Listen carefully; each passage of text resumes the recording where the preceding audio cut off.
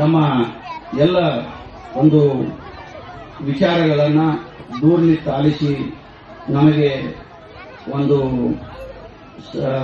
ವಿಚಾರಗಳನ್ನು ಹೇಳ್ತಾ ಇರುವಂತಹ ರಾಥಯ್ಯ ಮಠಪತಿಯವರೇ, ಅದೇ ರೀತಿಯಾಗಿ ಮುರಿಯಪ್ಪ ಕೊಣ್ಣೂರವರೇ, ಹಾಗೆ ಆತ್ಮೀಯರಾದಂಥ ನಮ್ಮ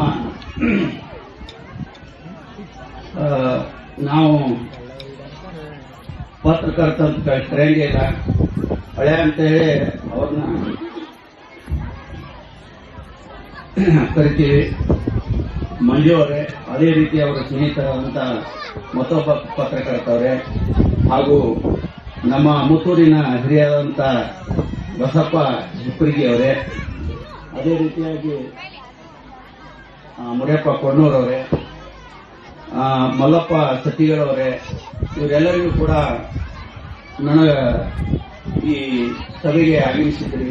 ನಿಮ್ಮೆಲ್ಲರಿಗೂ ಕೂಡ ನನ್ನ ತುಂಬ ಹೃದಯದಿಂದ ನಮನಗಳನ್ನು ಹೇಳ್ತಾ, ತಾಯಂದಿರೇ, ಮುದ್ದು ಮಕ್ಕಳೇ, ಹಾಗೂ ಒಂದು ತಿಂಗಳ ಪರ್ಯಂತರವಾಗಿ ಶಿಕ್ಷಕರು ಕಷ್ಟಪಟ್ಟು ಮಕ್ಕಳಿಗೆ ಒಂದು ಕಾರ್ಯಕ್ರಮವನ್ನು ಜರುಗಿಸಲಿಕ್ಕೆ ಅನುವು ಮಾಡಿಕೊಟ್ಟಂತ ಎಲ್ಲ ಶಿಕ್ಷಕರ ವೃಂದದವರೇ, ಹಾಗೂ ಇನ್ನಿತರ ನನ್ನ ಶಾಲೆಯ ವಾಹನ ಚಾಲಕರೇ, ಇವರೆಲ್ಲರಿಗೂ ಕೂಡ ಮತ್ತೊಮ್ಮೆ ನಮನಗಳನ್ನು ಹೇಳ್ತಾ, ನಮ್ಮ ಶಾಲೆ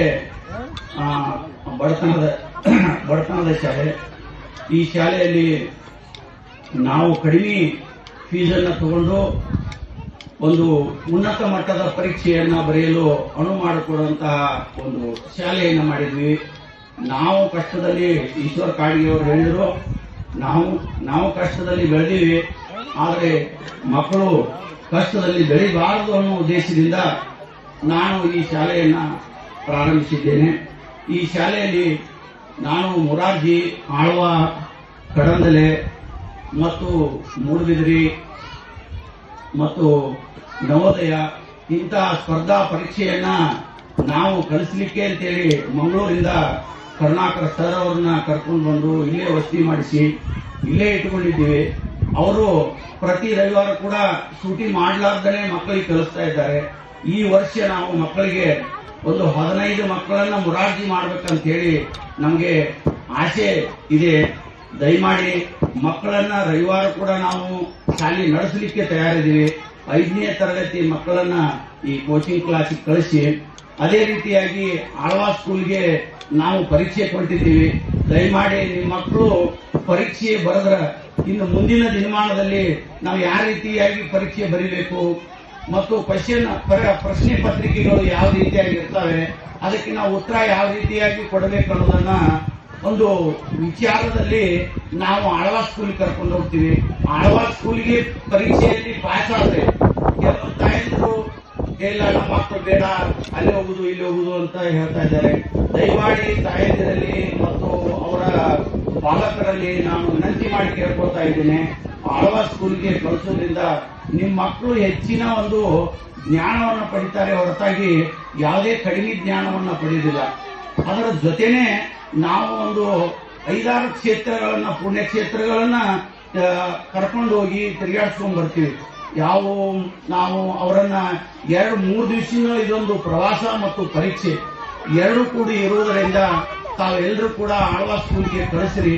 ಮತ್ತು ಯಾರು ಮುರಾರ್ಜಿ ಮತ್ತು ನಮ್ಮ ಶಿಕ್ಷಕರು ಹೇಳ್ತಾರೆ, ಶಿಕ್ಷಕರು ಹೇಳಿದಾಗ ನೀವು ಫಾರ್ಮ್ ತುಂಬಾಕ ನಮಗ ಸಪೋರ್ಟ್ ಮಾಡ್ರಿ, ನಮಗ ಸಹಾಯ ಮಾಡ್ರಿ. ನಾವು ಏನ್ ಕೇಳ್ತೀವಿ ಅದನ್ನ ಆಧಾರ್ ಕಾರ್ಡ್ ಅನ್ನು ತಂದು ಕೊಟ್ಟ ನೀವು ಮುರಾರ್ಜಿ ಸ್ಕೂಲ್ಗೆ ಹುಡುಗರನ್ನ ಹಾಕಿದ್ರ ಹುಡುಗರು ಒಳ್ಳೆ ರೀತಿಯಾಗಿ ಆಗ್ತಾವ.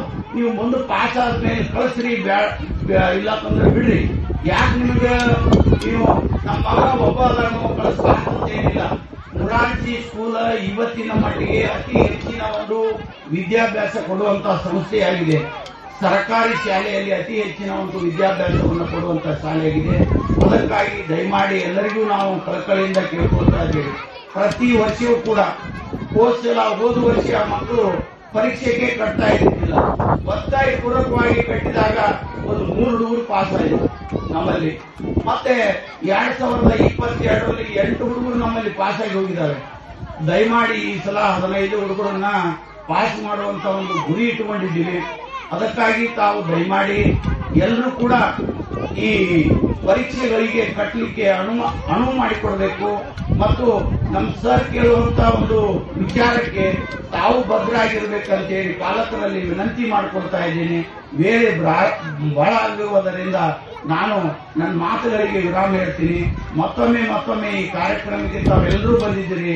ತಮ್ಮೆಲ್ಲರ ಹೃದಯಾತ್ಮಕ್ಕೆ ನಮನಗಳನ್ನ ಹೇಳ್ತಾ ಹಾಗೂ ವೇದಿಕೆ ಮೇಲೆ ಆಸೀನರಾಗಿರ್ತಕ್ಕಂಥ ನಮ್ಮ ಕರೆಗೆ ಹೋಗೊಟ್ಟು ಬಂದಂತ ಎಲ್ಲ ಮುಖ್ಯ ಅತಿಥಿಗಳಿಗೂ ಕೂಡ ಅವರ ಹೃದಯಾತ್ಮಕ್ಕೆ ನಮನಗಳನ್ನು ತಿಳಿಸ್ತಾ ನಾನು 4 ಮಾತುಗಳನ್ನು ಮುಗಿಸ್ತೀನಿ.